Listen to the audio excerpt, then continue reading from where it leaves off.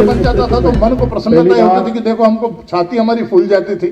और लोगों को दिखता था कि नहीं अटल बिहारी वाजपेयी जी ने ये काम किया है। धीरे धीरे शनै शनै पूरे मध्य प्रदेश की सारी सड़कों का जो जाल है वो पूरी आप देखिए अब एक झटके में कहीं पर कोई आलस नहीं आता है। मैं जब एक दिन अभी परसों कार्य समिति थी और रात को 9, 10, साढ़े 9, 10 बज गए, शंकर भी आप भी थे,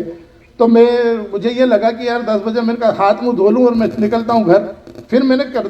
मेरा मुंह धोते धोते मैंने सोचा कि देखो क्या सौभाग्य का समय है और कितने हम किस दल के कार्यकर्ता हैं। मेरे को ये लगा कि भोपाल से इंदौर जाना है मतलब मुझे राजवाड़ा से जैसे बीजलपुर जाना है, इतना सा भी विचार नहीं आया कि तत्काल 1 मिनट में चले जाएंगे। कभी भोपाल रुकने का कोई मतलब ही नहीं तो आप वो समय सोचिए जब ये लोग कंचन दादा यहाँ पर बैठे हैं, शंकर भैया बैठे हैं, यादव जी बैठे हैं, भोपाल जगह जाने के कोई आंदोलन कार्यक्रम की बात होती थी उस समय तो 10 बार सोचना पड़ता था। 8-8, 9-9 घंटे भोपाल पहुंचने में लग जाते थे। उसके बीच में गाड़ियां 2 जगह खराब होती थी, टूटती थी।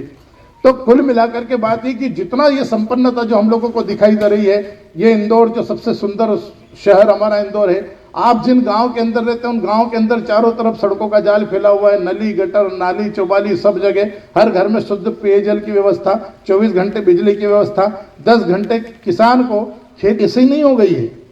ये कोई चमत्कार भी नहीं हुआ है,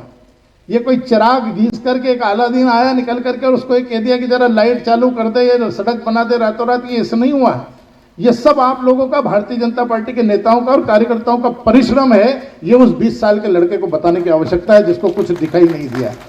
जिसने तो ये बड़ी प्रसन्नता की बात है कि हमारे एक प्रकोष्ठ,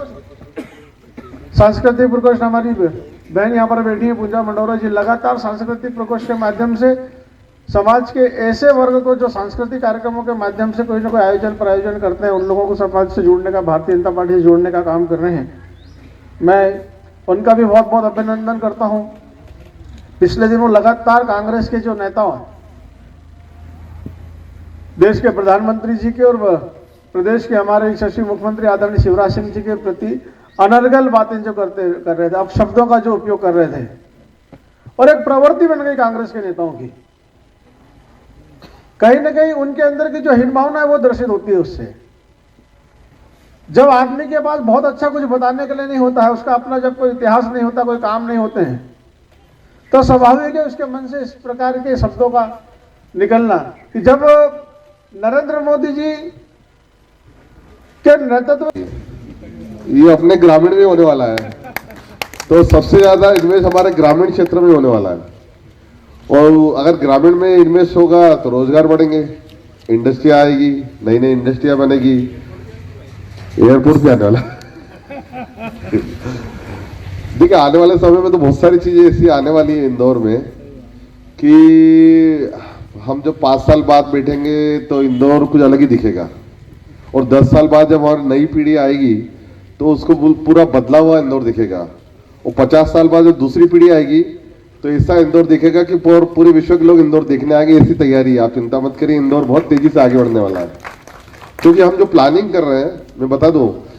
कि जो हम प्लानिंग कर रहे हैं वो ऐसा नहीं है कि ये अभी थोड़े समय के लिए कर रहे हैं, ये प्लानिंग दूरदृष्टि से हो रही है। माननीय प्रधानमंत्री जी के नेतृत्व में जो गति शक्ति मास्टर प्लान बन रहा है उसमें हमने इंदौर की बहुत सारी चीजें ली है, और हम चाहते हैं कि जो अभी तत्कालीन सुविधा हो वो तो मिले ही सही, लेकिन आने वाली पीढ़ी को, हमारे बाद वाली पीढ़ी को इंदौर हम कैसा देके जाएंगे उसकी भी तैयारी चल रही है। तो इंदौर बहुत तेजी से बढ़ता हुआ शहर है। अगर मैं कहूँ कि फ्लाइट का यानी रनवे